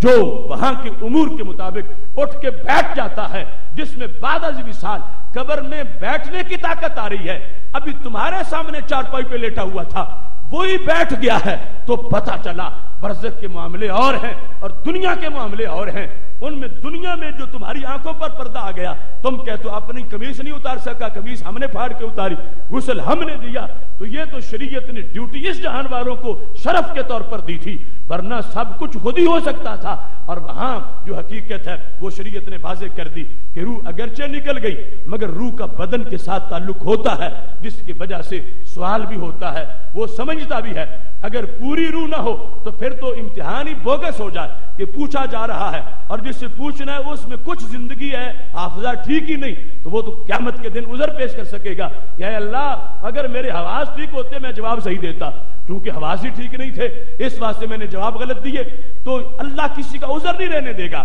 اس واسطے قبر میں صرف حواس ٹھیک ہی نہیں ہوتے، پہلے سے کہیں زیادہ تیز ہو جاتے ہیں، جو بخاری شریف میں ہے انہو لیسمع قرع نعالہم، اور تو اور رہا قبر والا باہر والوں کے قدموں کی آہٹ بھی سن رہا ہوتا ہے۔ یہاں یہ بات بھی بڑی قابل غور ہے کہ ان لوگوں کی ساری تقریریں جو بھی یہاں کے اور وہاں کے اس بغض میں کرتے ہیں، اور یہاں پر کہ دیکھو آنکھیں پتھرا گئی، آنکھیں بند ہو گئی، آنکھیں تم نے ہاتھوں سے بند کی، تم نے قبر میں اتارا، پھر انہی کو سمجھتے ہو کہ وہ کچھ کر سکتے ہیں، تو یہ شریعت پر عدم اعتماد ہے۔ ہمارے آقا صلی اللہ علیہ وسلم نے جو ان کی طاقتیں بیان کی ہیں وہ دنیا سے کہیں زیادہ ہیں۔ اب دیکھو اس وقت دنیا میں آپ کے سامنے جب عربی کی عبارت پڑھتا ہوں تو آپ محتاج ہیں کہ میں ترجمہ کروں، جو عربی نہیں جانتے ان کو ترجمے کی ضرورت ہے، لیکن یہ ساری حدیث کا زرخیز سرمایہ ہے کہ جس وقت انسان قبر میں جائے گا تو فرشتے پنجابی میں نہیں پوچھیں گے، فرشتے پشتو میں نہیں پوچھیں گے، فرشتے کسی کی مادری زبان میں نہیں پوچھیں گے، فرشتے پوچھیں گے تو عربی زبان میں پوچھیں گے۔ اب عربی زبان میں پوچھنا اور اگلوں کا عربی جواب دینا یہ اس بات کی دلیل ہے کہ وصال ہوتے ہی یہ قبر والا ایڈوانس ہو گیا ہے، اس کے علوم بڑھ گئے ہیں، یہ پہلے سے ترقی پا گیا ہے۔ زندگی میں اس کو عربی نہیں آتی تھی، اب اس کو قبر میں عربی آ گئی ہے۔ تو جب عربی آئی ہے، حالانکہ بعد از وصال اس کی یہ حیثیت ہے، تو اگر ان لوگوں کی دلیلیں مان لی جائیں تو ہم پوچھ سکتے ہیں ان سے، جو قیامت تک یہ جواب نہیں دے سکیں گے، اے منکرین اولیاء بتاؤ تو صحیح کہ جو بندہ دنیا میں عربی کے چند لفظ نہیں بول سکتا تھا، قبر میں فر فر بولنا کیسے شروع ہو گیا ہے؟ تمہارے سامنے جب لیٹا تھا چارپائی پہ، اس وقت تو کیا، جب زندہ تھا اس وقت بھی عربی نہیں سمجھ سکتا تھا کیونکہ اس نے پڑھی نہیں تھی، لیکن قبر میں پہنچتا ہی اس کو سننے کی بھی صلاحیت ہے، سمجھنے کی بھی صلاحیت ہے، بولنے کی بھی صلاحیت ہے۔ تو پتہ چلا دنیا کا معاملہ اور ہے، برزخ کا معاملہ اور ہے۔ ان لوگوں نے دنیا پر قیاس کر کے اپنی تقریریں ساری چلا لی، جس کی کوئی ہوائی تقریریں ہیں، کوئی نیچے وجود نہیں ہے، کہ دنیا دنیا ہے، برزخ برزخ ہے۔ بات کرتے ہو برزخ والوں کی تو برزخ کی بات کرو، دنیا پر اس کو کیسے قیاس کر سکتے ہو؟ ورنہ تو چند احادیث کے مضمون کے لحاظ سے بھی آگے گزرنا مشکل ہو جائے گا، وہاں کے معاملات اور طرح کے ہیں۔ اب ہے حدیث شریف میں جس وقت ایک انسان جو ہے وہ کامیاب ہو جاتا ہے تو اس کی قبر حد نظر تک فراخ ہو جاتی ہے۔ تو ابر قبرستان دیکھو، قبر کے ساتھ جڑی ہوئی ہے، تو چار نیک اگر اکٹھے ہیں تو ان کی قبر حد نظر تک فراخ ہوگی تو کیسے پھر ہوگی؟ ایک کی فراخ ہونی ہے یہاں سے لے کر حد نظر تک جہاں تک نظر آتا ہے، دوسرے کی بھی ہونی ہے اور جگہ ایک ہی ہے، تو پھر کیسے ہوگی؟ ایسے ہی دفن کیا زمین میں، اور حدیث نے کہا جب پاس ہو گیا تو اللہ نے جنت کا دروازہ کھول دیا ہے۔ جنت آسمانوں پر ہے، قبر زمین پر ہے، تو بیچ میں یہ گیپ کتنا ہے؟ 7 آسمانوں کے درمیان کا گیپ، زمین آسمان کے درمیان کا گیپ، تو یہ کیسے دروازہ کھل گیا؟ یہ تو کھلے گا ظاہری عقل کے مطابق تو زمین کے اوپر یہ فضا اس میں کھل جائے گا، آسمانوں کے بیچ سے گزرتا ہوا جنت میں کیسے دروازہ کھل جائے گا؟ تو شریعت کہے گی اپنی عقل کو لگام دو، یہ شریعت ہے، اس کا معاملہ شریعت کے تحت حل کرنا پڑے گا، اور یہ برزخ کا معاملہ ہے، اس کو دنیا پر قیاس نہیں کیا جا سکتا۔ لہذا جن لوگوں نے اپنا سارا زور اس دلیل پہ لگایا ہوا تھا، ہم نے اس دلیل کے پرخچے اڑا دیے ہیں، قیامت تک اس کا کوئی جواب انشاءاللہ نہیں دے سکے گا کہ وہ ساری تقریریں جو تم کرتے ہو کہ ولی لیٹا ہوا ہے، جان نکل گئی ہے، خود غسل نہیں کر سکا، قبر میں نہیں اتر سکا، تو تمہیں کیا دے سکے گا؟ میں نے کہا یہ سارے امور جو تم بتا رہے ہو یہ دنیا کی باتیں ہیں، ولی برزخ میں پہنچ چکا ہے اور ہم اس کی برزخی حیات کو ماننے والے ہیں، اور برزخ میں اس کی پاور ہے، اتنی پاور دنیا میں نہیں تھی جتنی پاور اللہ نے برزخ میں عطا کر دی ہے۔ اس کی ساری جہتوں کو سمجھنا دور کا معاملہ ہے، صرف زبان دانی کے لحاظ سے دیکھ لو، علم کے لحاظ سے دیکھ لو، دنیا میں اس کی وہ حیثیت نہیں تھی، جب روح بدن میں موجود تھی ظاہری طور پر اس وقت بھی نہیں تھی، اور جب فوت ہو چکا ہے اچانک اتنا عروج مل گیا ہے، اچانک اتنے حواس تیز ہو گئے ہیں، اس کو پردے سے بہر نظر آنا شروع ہو گیا ہے، اس کو بہر کی آواز اندر سنائی دیتی ہے، اور اس کو طاقت اللہ نے یہ دے دی ہے کہ اس کی علوم میں اضافہ ہو گیا ہے، جس کی بنیاد پر اس کو رب ذوالجلال نے برزخ کے اندر یہ فضائل اور کمالات عطا فرما دیے ہیں۔ یہاں بطور خاص جو قبر اور بت کے معاملہ میں بحث ہے، مدد کے لحاظ اس کی بھی تھوڑی سی وضاحت کرنا چاہتا ہوں، اور یہ جتنی احادیث میں نے آپ کے سامنے بیان کی ان کا خلاصہ آپ نے سمجھ لیا،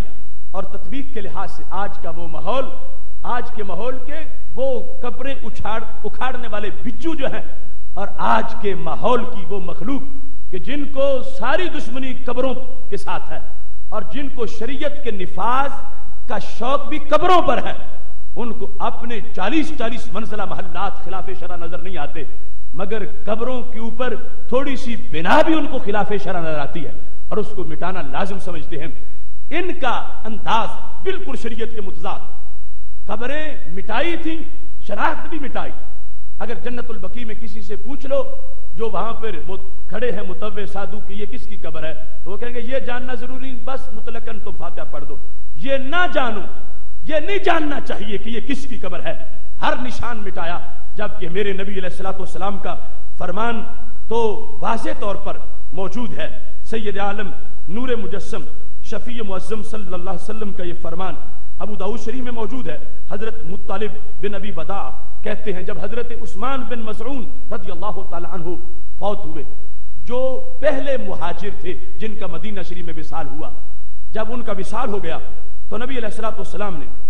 جب دفن کرنے کا حکم دیا تو پاک محبوب علیہ السلام نے ایک شخص کو کہا جاؤ وہ فلاں پتھر اٹھا کے لے آؤ. تو وہ جانے والا گیا مگر پتھر اٹھا نہیں سکا، پتھر بہت بھاری تھا. تو رسول اللہ صلی اللہ علیہ وسلم خود تشریف لے گئے. ہاں سارا ان ذراعی ہے، اپنی کوہنیوں سے کلائیوں سے کپڑا پیچھے ہٹایا. یعنی یہ جو آج ہم اٹھاتے ہیں اس وقت کا، یعنی نبی علیہ الصلوۃ والسلام کی عادت مبارک بھی کہ وزنی پتھر اٹھانے لگے ہیں، کام کرنے لگے ہیں تو دونوں کلائیوں سے کپڑا پیچھے ہٹایا. اور کپڑا ہٹانے کے بعد میرے محبوب علیہ الصلوۃ والسلام نے وہ پتھر اٹھا لیا اور پتھر اٹھایا ہے. تو راوی کہتے ہیں کہ انی انظر الی بیاض ذراع رسول اللہ صلی اللہ علیہ وسلم، مجھے آج بھی وہ گوری گوری کلائیاں نظر آ رہی ہیں کہ جب سرکار نے وہ پتھر اٹھایا ہوا تھا اور پتھر اٹھا کے اپنے صحابی کی قبر کے سرہانے اس کو گاڑنا چاہتے ہیں. اب جس وقت پتھر لے آئے تو پھر وضع عند رأسہ، اس قبر کے سرہانے وہ پتھر رکھا اور ساتھ ارشاد بھی فرمایا اعلموا بہا قبر اخی، میں نے اس پتھر سے اپنے صحابی کی قبر پر نشانی لگا دی ہے. اعلموا بہا قبر اخی، نشانی میں نے لگائی ہے کہ یہ شناخت رہے لوگوں کو حضرت عثمان بن مظعون کی قبر ہے، میں نے نشانی لگائی ہے. اور ساتھ کا ادفن الیہ من مات من اہلی، جو میرے اہل سے فوت ہوگا میں ان کے قریب ان کی قبر بناؤں گا. میں نے یہاں پر نشانی لگا دی ہے. اور یہاں پر سید عالم نور مجسم شفیع معظم صلی اللہ علیہ وسلم کی شریعت نے یہ واضح کیا کہ پتہ ہونا چاہیے کہ یہاں کون دفن ہے. پتھر کا رکھنا سارے محدثین نے لکھا کہ اس میں فلسفہ یہ تھا کہ یہ قبر پہچانی جائے کہ قبر کس کی ہے. قبر کو ممتاز کرنا، قبر والے سے واقف ہونا کہ یہ فلاں کی قبر ہے، یہ شریعت کا مزاج ہے کہ پتہ ہونا چاہیے کہ قبر میں کون دفن ہے. آج کی جعلی شریعت ان لوگوں کی گھڑی ہوئی، اس میں یہ کہ پتہ نہیں ہونا چاہیے، ساری نشانیاں مٹاتے، پتہ نہیں ہونا چاہیے کہ دفن کون ہے. ان کو شرک کا خطرہ ہے کہ اگر پتہ ہوگا کہ فلاں دفن ہے تو پھر دینے والا تصور کرے گا کہ فلاں لیٹا ہوا ہے اور ان کے لحاظ سے وہ شرک بن جائے گا. اس واسطے وہ نام بتانا بھی گوارا نہیں کرتے اور کہہ دیتے ہیں کوئی پتہ نہیں کہ کون دفن ہے اور یہ مت جانو تم، جبکہ سرکار نے نشانی لگائی ہے. اور حدیث کا یہ تقاضا ہے، مثلا میرے محبوب علیہ السلام کا فرمان الحیات بعد الموت میں جز اول میں موجود ہے، صفحہ 182 پر، فرمان من زار قبر ابویہ او احدہما کل یوم جمعہ غفر لہ وکتب بارا. جس بندے نے اپنے والدین یا ان میں سے ایک کی قبر کی ہر جمعے زیارت کی، اللہ اس کے گناہوں کو معاف فرما دے گا. اب اگر اسے پتہ ہی نہ ہو کہ میرا والد دفن کہاں، اس کو پتہ ہی نہ ہو کہ میری والدہ دفن کہاں، اگر یہ نجدی شریعت مان لی جائے تو پھر کوئی کس جگہ جا کے اپنے والد کی قبر پہ حاضری دے گا، کس جگہ جا کے اپنی والدہ کی قبر پہ حاضری دے گا. اور پھر ان کے نزدیک جب قبر بت کی طرح ہے تو پھر بت کی زیارت سے تو بندہ گناہگار ہوتا ہے اور وہ زیارت ہوتی نہیں تو وہاں جانا ناجائز ہوتا ہے. اور یہاں پر جانا مفید کتنا ہے. میرے محبوب علیہ الصلوۃ والسلام فرماتے ہیں اس کو دو فائدے ہوں گے، غفر اللہ، گناہ جھڑ جائیں گے، وکتبہ بارا، اگر زندگی میں اس بچے سے والدین کی کوئی نافرمانی ہو گئی تھی، یہ اپنی زندگی میں ہر جمعے اپنے والدین کی قبر کی زیارت کرے، قیامت کے دن اللہ اسے فرما برداروں میں شمار فرما دے گا. تو قبر پہ جانا، زیارت کرنا، یہ سارے تقاضے وہ ہیں جو ہماری اصطلاح میں ہے، جو ان کا طریقہ ہے اور قبروں سے دشمنی ہے اور قبروں کو مورتیوں کے ساتھ ملایا ہوا ہے اور قبر اور بت کو برابر کھڑا کر دیا ہے، اس کا اس شریعت میں کوئی جواز نہیں ہے. باقی جہاں تک خرافات ہیں وہ تو ہم خود روکنے والے ہیں کہ قبر ہے، قبر کعبہ نہیں ہے، قبر ہے، اس کو سجدہ روا نہیں، اس کا طواف جائز نہیں، لیکن اس کے تبرک والی حیثیت تو برقرار، وہ ریاض الجنہ ہے، وہ انسان کے خمیر کے اندر داخل وہ پاک مٹی ہے اور وہاں جو برکات نازل ہوتی ہیں پوری امت مسلمہ ہر صدی میں اس عمل پر قائم رہی ہے کہ وہاں جانے سے دعائیں قبول ہوتی ہیں، رحمتوں کا نزول ہوتا ہے. اس سلسلہ میں آج بطور خاص جو ایک جملہ ان سارے بدبختوں کی زبانوں پر ہے، خواہ ڈاکٹر نالائق ہو، خواہ وہ نجدی بگھوڑے ہوں، خواہ یہاں کے، کہ یہ بت اور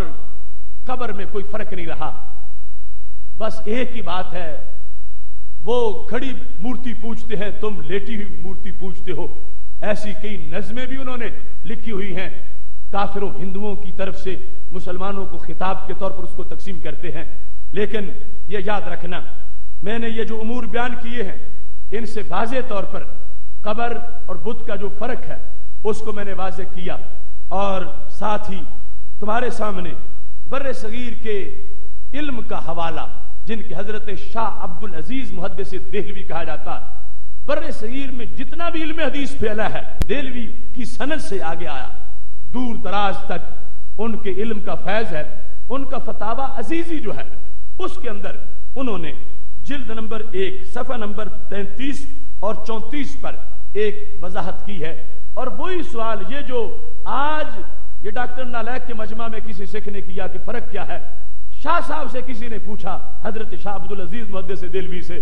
کہ ہم بتوں سے مانگتے ہیں، تم قبروں والوں سے مانگتے ہو، فرق پھر کیا رہ گیا؟ تو انہوں نے اس پر پورا فتویٰ لکھا فارسی زبان میں، اور انہوں نے ثابت کیا، انہوں نے کہا قبر اور ہوتی ہے، بت اور ہوتا ہے۔ آج ان کے نام پر یونیورسٹیاں بنا کے چندے مانگنے والوں کو یہ سوچنا چاہیے کہ ان کی فکر کیا ہے، ان کا مذہب مسلک کیا ہے، اور بر صغیر کے مزاج کو جن کی علم پر فخر ہے وہ علم کیا فیصلے کرتا ہے۔ اور یہ سوچ جس پر اہل سنت آج بھی موجود ہیں، یہ وہ سوچ ہے جو بر صغیر کی نمائندہ سوچ ہے، اور وہ جو امت کی نمائندہ سوچ ہے۔ اب وہ فارسی زبان میں ہے، میں مختصر وقت میں کوشش کرتا ہوں کہ آپ کے سامنے اس مفہوم کو بیان کروں۔ سوال یہ لکھا ہے، بت پرست اور ایک عالم کا مکالمہ،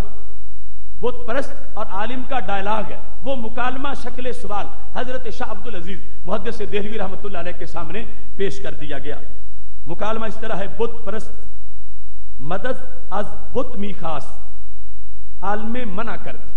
کہ ایک بت پرست نے بت سے مدد مانگی تو عالم دین وہاں موجود تھا، اس نے منع کیا کہ شرک مکن، شرک نہ کرو، تم بت سے مدد مانگ رہے ہو، یہ شرک ہے۔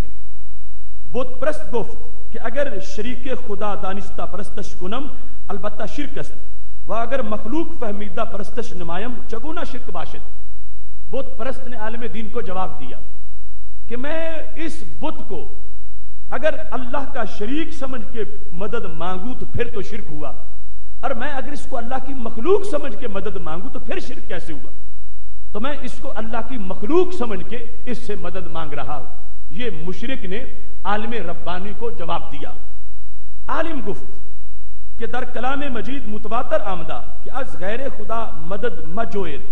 کہ قرآن مجید میں واضح ہے کہ غیر اللہ سے مدد نہیں مانگنی چاہیے، تو اس واسطے تمہارا اسے مخلوق سمجھ کے بھی اس سے مدد مانگنا بت سے یہ ناجائز ہے، شرک ہے۔ بت پرست گفت کہ بنی نو انسان از یک دیگر چرا سوال بھی نمایاں، اگر اس بت سے مدد مانگنا مخلوق سمجھ کے بھی ناجائز ہے تو پھر انسان انسانوں سے مدد کیوں مانگتے ہیں؟ ہر انسان دوسرے انسان سے مدد مانگتا ہے۔ یہ بت پرست کا اور توحید پرست کا آپس میں مکالمہ ہو رہا۔ اس نے کہا پھر انسانی مدد تم کیوں جائز سمجھتی ہو کہ ایک انسان دوسرے انسان سے کہتا ہے میری مدد کرو، وہ مدد کرتا ہے؟ جب انسان سے مدد مانگنا جائز ہے تو پھر بت سے مدد مانگنا بھی جائز ہے، معاذ اللہ۔ اس بت پرست نے کہا۔ عالم گفت کہ بنی نو زندان از ایشا سوال منع نیست و بتانے تو مثل کہنیا و کالکا وغیرہ مرداند قدرت بر ہے چیز نہ دارن۔ تو عالم ربانی نے کہا یہ جو انسانی مدد ہے اس کو تم دلیل نہیں بنا سکتے، کیوں کہ انسان تو زندہ ہے اور بت مردہ ہے۔ انسان زندگی میں ہے، یہ قدرت رکھتا ہے کسی کی مدد کرنے کی، اور بت جو ہے وہ مردہ ہے، بے جان ہے، وہ کسی کی مدد نہیں کر سکتا۔ اس واسطے تم انسانی مدد پر بتوں سے مدد حاصل کرنے کو قیاس نہیں کر سکتے۔ بت پرست گفت۔ اب پھر باری آئی بت پرست کی، تو اس نے کیا کہا؟ یہ جو آج ڈاکٹر نالائق کی زبان پر ہے۔ بت پرست گفت کہ شما از اہل قبور مدد و شفاعت می طلبید، کہ تم مسلمانوں قبروں والوں سے مدد مانگتے ہو۔ اور ان کی شفاعت مانگتے ہو، ان کی سفارش قبر والوں سے مانگتے ہو، تو کہنے لگا کہ شما از اہل قبور مدد و شفاعت می طلبید باید کے بر شما ہم شرک آئد سواد. کہنے لگا اگر ہم بت سے مانگ کے مشرک ہیں تو تم قبر والوں سے مانگ کے مشرک ہو، پھر تم پر بھی شرک کا فتویٰ ہونا چاہیے. قبر والوں سے مانگنا ان کی سفارش اور شفاعت یہ تمہارا طریقہ ہے، تو جب ہم پہ فتویٰ ہے تو پھر شرک کا فتویٰ تم پہ بھی ہونا چاہیے. یہ وہ پوری نظم ہے جو وہ کافر کی فریاد انہوں نے ان کے حمایتیوں نے اپنی طرف سے شائع کی ہوئی ہے. اب جس وقت یہاں تک بات ہوئی، یہ فتاوی عزیزی حضرت شاہ عبد العزیز محدث دہلوی، وہ ڈائلاگ جو شکل سوال ان کو پیش کیا گیا، اس پر آگے پھر اس کا جواب دیں گے. جس وقت یہ بات سامنے آئی، القصہ ہرچے مقصد و مراد شما از اہل قبور است، ہما مقصد مقصود من ہم از صورت کنیا و کال کا است. بت پرست نے کہا جو تمہارا قبروں سے مقصود ہوتا ہے وہی ہمارا بتوں سے مقصود ہے، اس میں تو کوئی فرق نہیں، تم بھی مرادیں چاہتے ہو، ہم بھی مرادیں چاہتے ہیں، ہم پہ شرک کا فتویٰ تم پہ شرک کا فتویٰ نہیں، اس کا سبب کیا ہے؟ یہاں تک اس نے کہا بحسب ظاہر نہ قوت اہل قبور دارند نہ بت، ظاہری طور پر نہ قبر مدد کرتی نظر آتی اہل قبور اور نہ ہی بت، اور باطنی طور پر کرتے ہیں تو باطنی طور پر جیسے تمہارے ولی کر لیتے ہیں ایسے ہمارے بت بھی کر لیتے ہیں. یہ اس کی پوری گفتگو ہے ایک عالم ربانی کے ساتھ. اب اس نے مزید کہا کہ اگر یہ صورتحال جائز سمجھی جائے تمہارے نزدیک تو ضعیف الاعتقاد مسلمان جو ہیں وہ ولی اور بت میں فرق پھر کیسے کریں گے؟ ضعیف الاعتقاد مسلمان کہیں گے جیسے قبر والے سے مدد مانگنا جائز ہے روحانی طور پر، ایسے بت جو کچھ روحیں کچھ چیزوں میں ہیں ان کفار کے عقیدے کے مطابق، جس طرح کے ان کے نام انہوں نے سیتلا اور مسانی رکھے ہوئے ہیں کہ ایسی کائنات کی کچھ مخلوقوں کی روحیں فلاں پتھر میں آ گئی ہیں، اس بنیاد پر وہ ان کا تصور کرتے ہیں، تم قبروں کا تصور کر لیتے ہو. یہ سارا سوال تھا جس میں سائل کا مقصد ڈائلاگ جو بت پرست کا تھا اس سے یہ ثابت کرنا تھا کہ بت میں اور قبر میں کوئی فرق نہیں، قبر اور بت کا معاملہ ایک ہے. اگر بت سے مانگنا شرک ہے تو پھر قبر والوں سے مانگنا بھی شرک ہے. اگر قبر والوں سے مانگنا اور ان کی سفارش چاہنا یہ شرک نہیں ہے، اسلام ہے، تو پھر بت پرستی پر بھی شرک کا فتویٰ نہیں ہونا چاہیے. یہ اس پورے سوال کا خلاصہ ہے. جواب در این سوال چند جا اشتباہ واقع شدہ، آن چند جارا خبردار باید شد، آنگا با فضل الہی جواب سوال بخوبی واضح خواہد شد.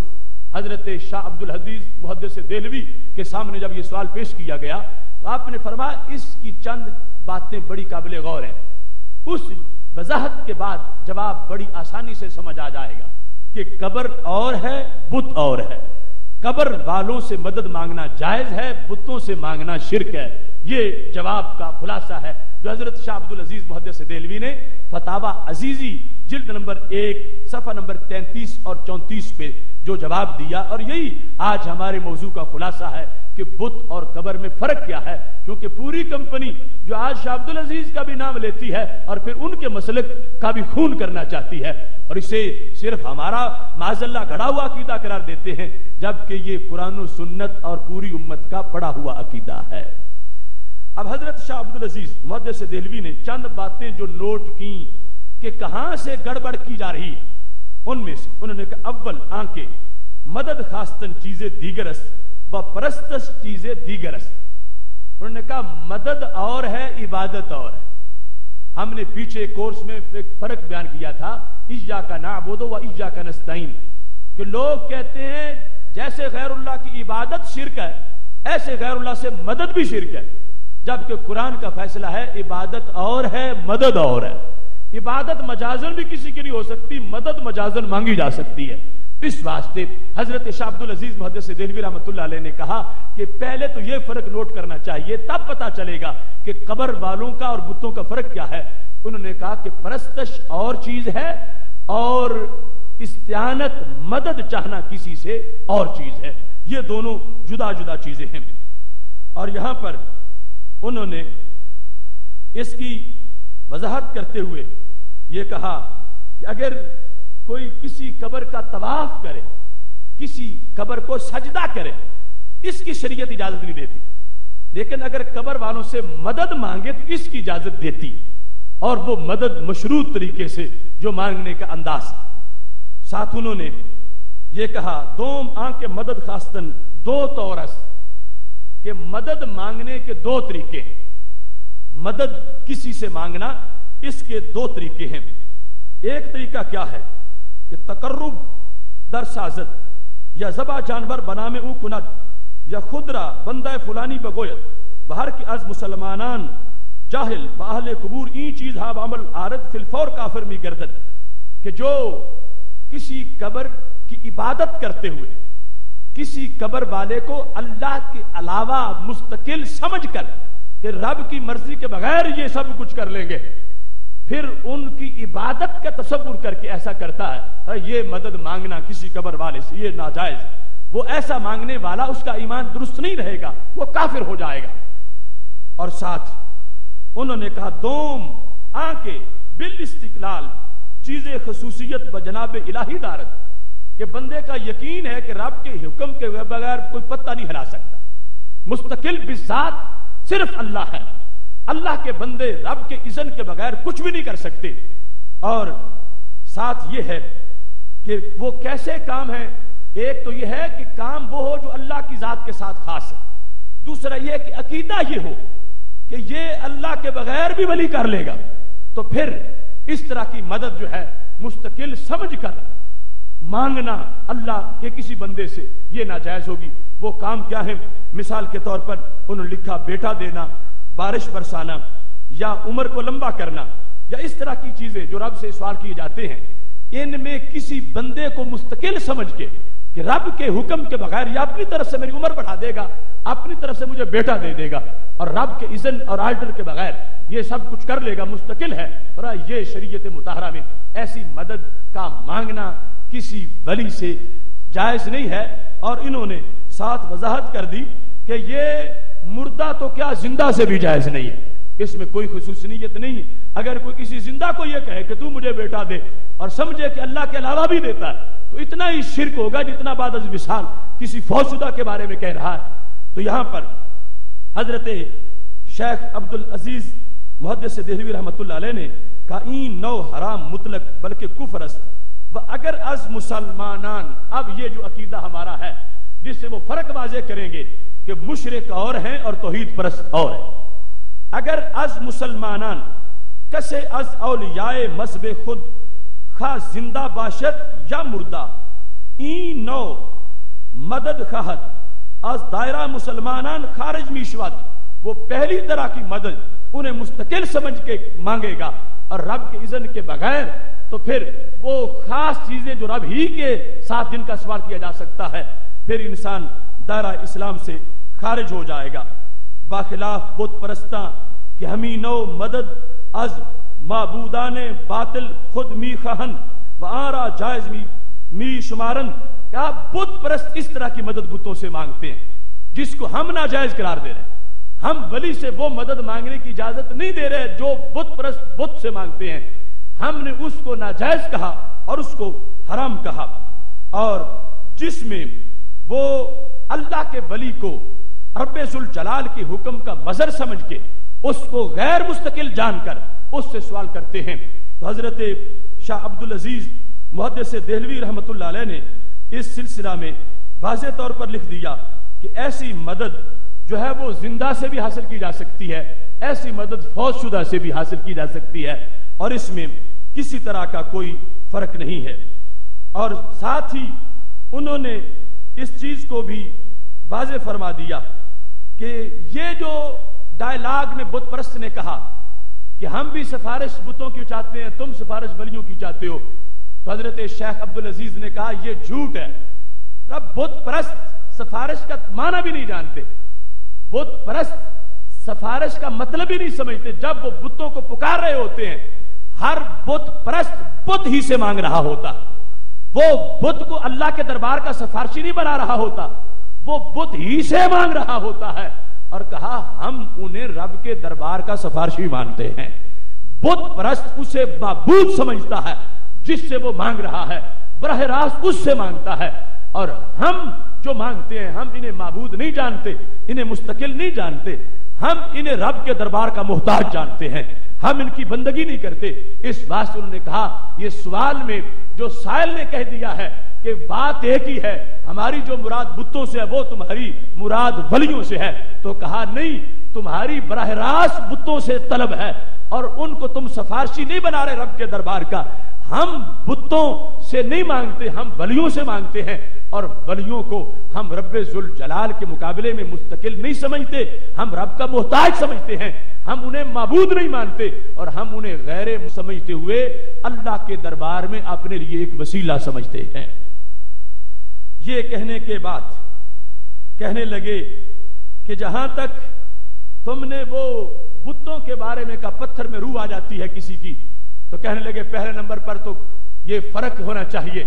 کہ قبر میں جو ولی کا وجود ہے اور پتھر جو کنہیا تم نے مانا ہوا ہے. فرمانے لگے جو قبر میں ولی کا وجود ہے اس میں روح مانی جائے گی, کیونکہ روح کئی سال وہاں رہائشی رہی ہے اور پھر نکلی ہے, اور پھر شریعت نے تعلق بیان کیا کہ بعد از وصال بھی روح کا اس بدن سے تعلق ہے, مگر پتھر کی مورتی سے کبھی روح کا تعلق نہیں ہوا, نہ پہلے تھا نہ اب ہے. اس واسطے قبر میں اللہ کا لیٹا ہوا بندہ اور ہے اور پتھر کی مورتی اور ہے. جو نالائق کہہ رہا تھا کہ دونوں ایک ہیں, شاہ عبد العزیز کہتے ہیں نہیں, دونوں جدا جدا ہیں. پتھر کی مورتی میں کبھی روح نہیں آئی, اس پیکرے خاکی میں روح آئی, پھر نکلی, اور نکلنے کے بعد پھر اس روح کا اس بدن کے ساتھ تعلق ہے. اور ساتھ انہوں نے یہ بھی فرمایا چلو اگر مان لی جائے کہ پتھر میں جو ان کا تصور ہے کہ تصور کرتے ہیں کہ فلاں جن کی روح اس میں آ گئی ہے اور فلاں منظر اس میں آ گیا ہے, تو کہا وہ خبیث روحیں ہیں اور اللہ کے ولیوں کی پاک روحیں ہیں. خبیث روحوں کو اور پاک روحوں کو آپس میں برابر نہیں سمجھا جا سکتا. خبیث روحوں سے مدد مانگنا حرام ہے اور پاک روحوں سے انہیں رب کی مدد کا مظہر مان کے مدد مانگنا جائز ہے. اس کے ساتھ انہوں نے خلاصہ بیان کرتے ہوئے آخر میں یہ کہا کہ فرق چند وجوہ سے نظر آئے گا. اول آنکہ اہل قبور معلوماً کہ صلحاء و بزرگان بودان و سیتلا و مسانی مہوم محض, کہ ولی معلوم ہے اور وہ جو کافروں نے مانا ہوا ہے وہ وامی چیزیں ہیں, وہ معلوم نہیں ہے. ولی کا بدن معلوم ہے, اس واسطے قبر میں لیٹے ہوئے ولی کی حیثیت اور ہے, اور جو انہوں نے مورتیاں بنا رکھی ہیں ان کی حیثیت اور ہے. دوسرے نمبر پر انہوں نے یہ کہا کہ وہاں ارواح خبیثہ ہیں اگر مانی جائیں, اور یہاں ولیوں کے اندر فرمایا وہ انبیاء اولیاء علیہ السلام کی مقدس روحیں ہیں, لہذا ان خبیث روحوں کے ساتھ ان مقدس روحوں کو جو اولیاء کی ہیں یا انبیاء علیہ السلام کی ہیں برابر نہیں تولا جا سکتا. سوم آنکہ استمداد از اہل قبور بطریق دعاست کہ از جناب الہی عرض کردہ مطلب بر آندد و پرستش این چیز ہا بنا بر اعتقاد و استقلال و قدرت کے کفر محض. کہا کہ یہ ہم جو مانگتے ہیں اللہ کے ولیوں سے اس میں مطلب کیا ہوتا ہے کہ ہم اہل قبور سے بطور دعا مدد چاہتے ہیں کہ وہ رب کے دربار میں دعا کر دیں, وہ رب سے استعانت کریں, وہ رب کی دی ہوئی مدد سے ہماری مدد کریں. ہمارا ان کے ساتھ یہ تعلق ہے, جبکہ بت پرستوں کا اپنے بتوں کے ساتھ جو تعلق ہے کیونکہ انہیں معبود مانتے ہیں, مستقل بذات مانتے ہیں, اس واسطے ان کا تعلق بتوں کے ساتھ وہ کفر کے زمرے میں آتا ہے, اور ہمارا تعلق جو ولی کے ساتھ ہے وہ کفر کے زمرے میں نہیں آتا. اس بنیاد پر انہوں نے کہا کہ جو ضعیف الاعتقاد مسلمان ہے ہم اس کو سمجھا سکتے ہیں, اس کو بتا سکتے ہیں کہ بت پرستی اور ہے اور اللہ کے ولیوں سے استمداد اور استعانت اور ہے. رب ذوالجلال کا اذن نہ ہو کوئی بڑے سے بڑی ذات پتہ بھی نہیں ہلا سکتی, اور اللہ کا اذن ہو تو اللہ والوں کے جسم سے لگنے والی قمیصیں بھی مشکل کشائی کرتی ہیں, اور وہ جگہیں جہاں وہ جلوہ گر ہوتے ہیں وہ مراکز انوار بنتی ہیں اور وہاں سے برکتوں کا حصول ہوتا ہے. یہ اختصار کے ساتھ میں نے آپ کے سامنے حضرت شاہ عبد العزیز کے فتاوی عزیزی سے اس بات کی وضاحت پیش کی. انہوں نے کہا بت کو اور قبر کو ایک جیسا نہ سمجھا جائے، استعانت کی بنیاد پر کہ بت سے استعانت ناجائز ہے، اہل قبور سے استعانت جائز ہے۔ بت والے جو بت کو شفیع مانتے ہیں، وہ بت کا تصور کرتے ہیں، وہ اور ہے، اور اللہ والے جو اللہ کے ولیوں کا تصور کرتے ہیں یہ اور ہے۔ اس بنیاد پر ہر دور کے اندر یہ عقیدہ موجود رہا، جس کو ہم نے عقیدہ توحید سیمینار میں ہر صدی سے بیان کیا کہ قبر پر جانا، قبر کا احترام کرنا، قبر کے پاس جا کر دعا کو مستجاب سمجھنا اور قبروں کی برکتوں سے دعاؤں کے قبول کا اہتمام کرنا، یہ ہر صدی میں امت کا یہ عمل رہا ہے، اور اس کو کسی صدی میں بھی بت پرستی قرار نہیں دیا گیا۔ آج وہی عقیدہ اہل سنت و جماعت کے پاس موجود ہے کہ رب ذوالجلال نے اہل قبور کو جو اولیاء کرام ہیں ان کو اپنی مدد کا مظہر بنایا ہے، اور مشروط طریقے سے کہ انہیں غیر مستقل جانتے ہوئے کہ رب کے سامنے ان کی کوئی پاور نہیں ہے، اصل آرڈر اللہ کا ہے اور یہ اللہ کے حکم کے تابع ہیں، اس بنیاد پر کہ ان کا اللہ کے دربار میں مرتبہ و مقام بڑا ہے۔ وہ اس وقت بھی تھا جب زندہ تھے، اور جب روح نکل گئی ہے اب بھی ویلیو وہی ان کی برقرار اللہ کے دربار میں۔ اس بنیاد پر ان سے استعانت، استمداد کو شریعت مطہرہ کا حصہ قرار دیا گیا ہے۔ میری دعا ہے رب ذوالجلال ہمیں یہ فرق ہر طرف پھیلانے کی توفیق عطا فرمائے۔ یاد رکھنا کل کا موضوع بالخصوص خواتین کے لحاظ سے ہے، خاتون اسلامی کی عظمت کا راز، وہ اہم موضوع ہے، اس کے لیے بھی بر وقت اہتمام کرنا۔ اللہ سب کو اجر و ثواب اور اپنی طرف سے سعادت عطا فرمائے۔ الحمدللہ رب العالمین والعاقبۃ للمتقین والصلاۃ والسلام علی رسولہ الکریم۔ یا الہ العالمین رسول اللہ صلی اللہ علیہ وسلم کے عظیم مرتبہ کے طفیل، ہمارا یہ آج کا درس اپنے دربار میں قبول فرما، حاضرین کی دلی نیک تمنائیں پوری فرما، بیماروں کو شفا کاملہ عاجلہ عطا فرما، مقروضوں کو قرض سے نجات عطا فرما، پریشان حال لوگوں کی پریشانیوں کو دور فرما، سب کی دینی دنیاوی مشکلات کو حل فرما۔ یا الہ العالمین ہمارے آج کے میزبان طاہر محمود صاحب، خالد میٹل والے، صدیق کالونی والے اور شہزاد سینٹری صدیق کالونی والے، انہوں نے یہ پروگرام کروایا ہے، اللہ ان کو اس کا اجر عظیم عطا فرما، ان کے کاروبار میں برکتیں عطا فرما، اور اس کا ثواب تمام امت محمدیہ مرحومہ کی ارواح کے لیے پیش کرتے ہیں، قبول فرما۔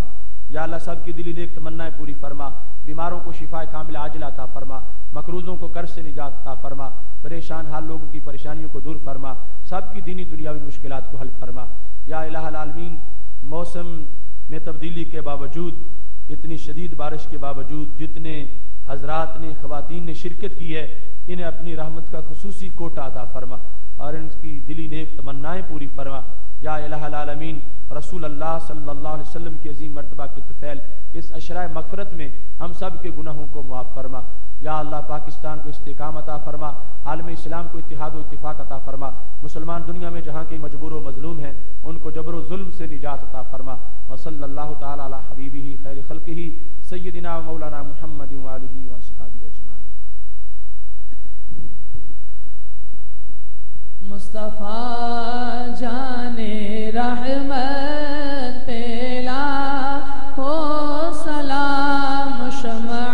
بز میں ہدایت پہ لاکھوں سلام، شمع بز میں ہدایت پہ لاکھوں سلام۔ پتلی پتلی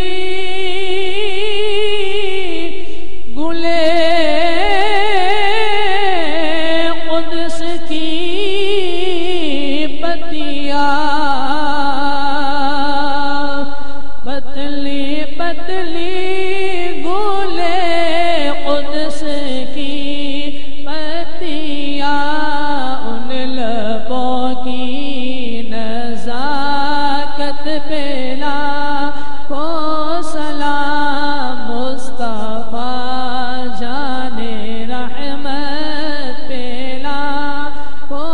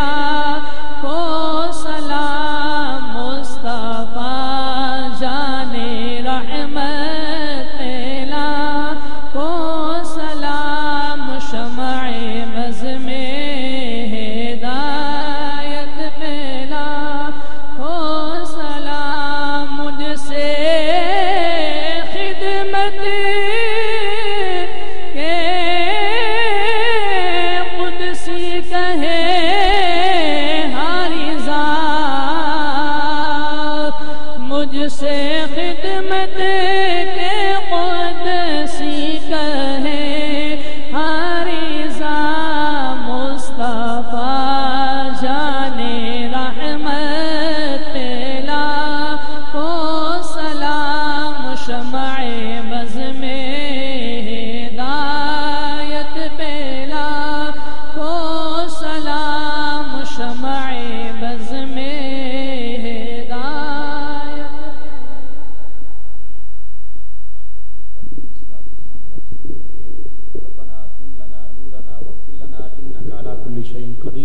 یا قاضی الحاجات اقض حاجاتنا یا شافی الامراض اشف مرضانا یا دافع البلیات ادفع عنا شر الظالمین والفاسقین بحرمت سید المرسلین صلی اللہ تعالی علی حبیبہ خیر خلقہ سیدنا مولانا محمد